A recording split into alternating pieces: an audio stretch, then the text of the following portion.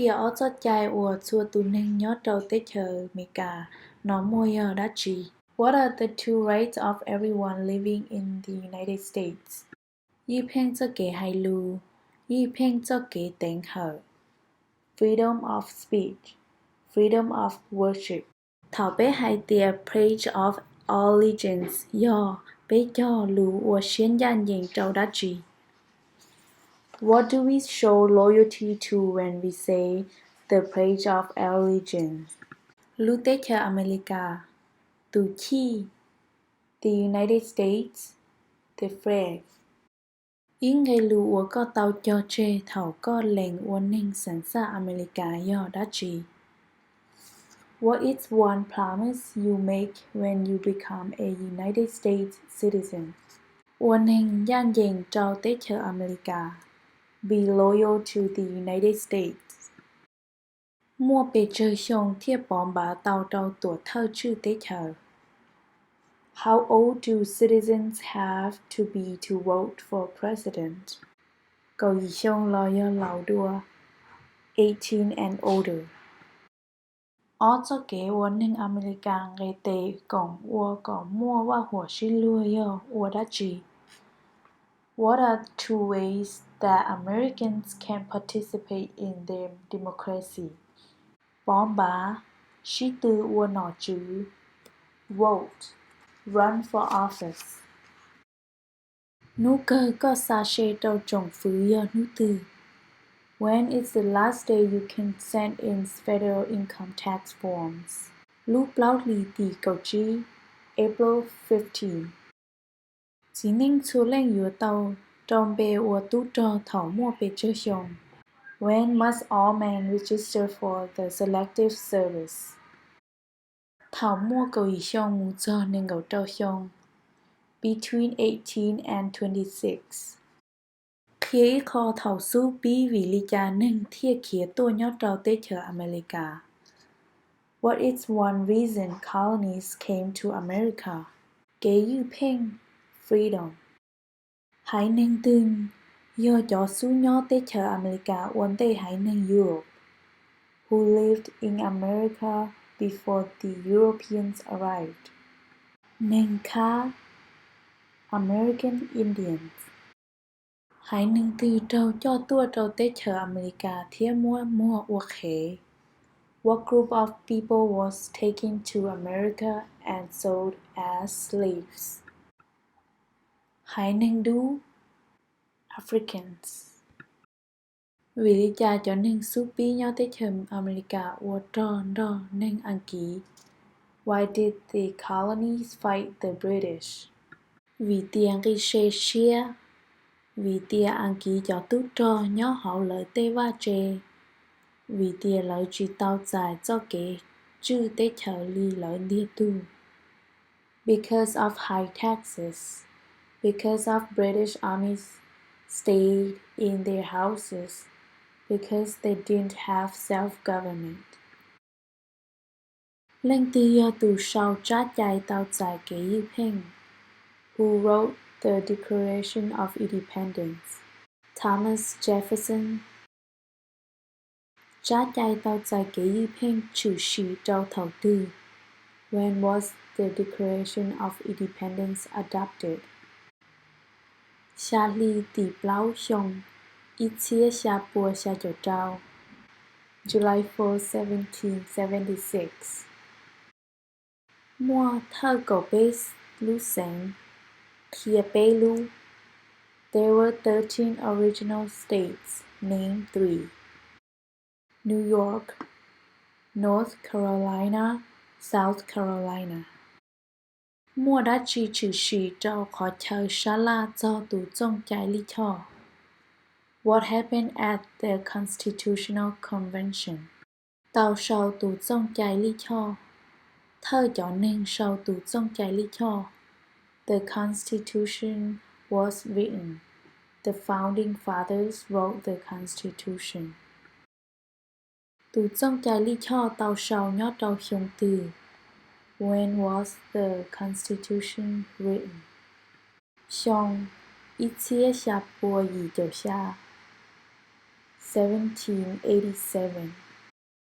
Trong xứ America cho nên sau đợi tàu sáng ra từ trong chạy lý cho, khi ấy tương bê đợi cho nên sau đợi. The Federalist papers supported the passage of the U.S. Constitution, named one of the writers, John Jay. Ý giả đã chi ua tàu Benjamin Franklin mua công minh đòn bề. What is one thing Benjamin Franklin is famous for? Supi thơ lũ trẻ sáng đợi đỡ started the first free libraries. Lệnh chỉ đỡ bê lũ tế trời do linh tư. Who is the father of our country? George Washington.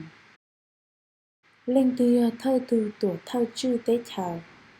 Who was the first president? George Washington.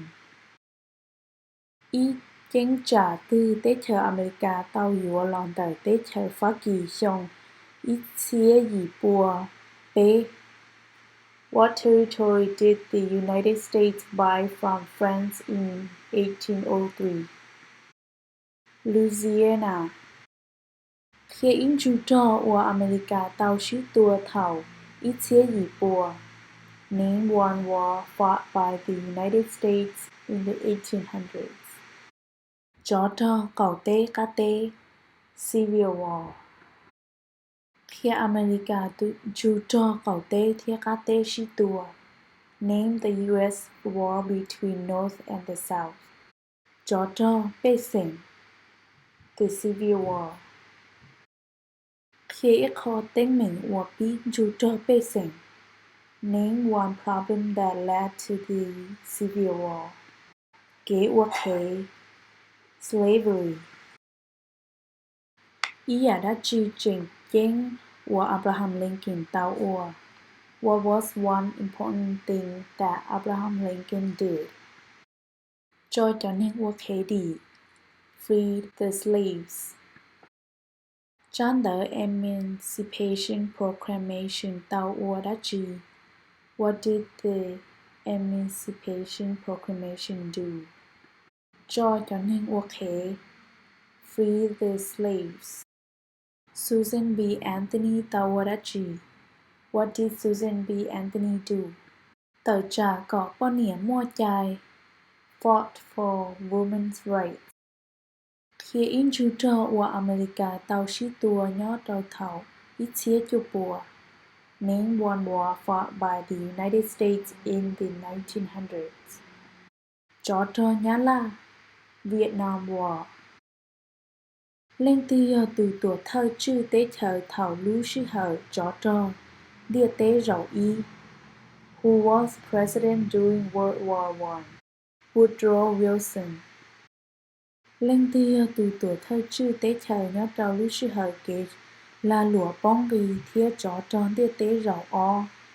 Who was president during the Great Depression and World War II? Franklin Roosevelt. America ua chó trò đò lưu tế trời từ nhó chó tròn địa tế rậu o. Who did the United States fight in World War II? Japan, Yemen, Italy, Japan, Germany, and Italy. Uốn tê nữ ua từ tuổi thơ chư tế trời, Eisenhower, do từ tuổi thơ tú trò, lũ sư hẳn đạo do chó trò đã trì. Before he was president, Eisenhower was a general. What war was he in? Chó tròn địa tế rậu o. World War II. Lũ sư hở chó trò chìa cho kế thơ sinh lo chan đời tế trời America do đã trì.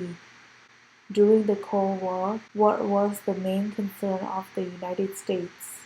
Communism. Cho kế tờ trả tư lo trẻ tờ cho kế chúng cho tí minh kế gây đời tờ.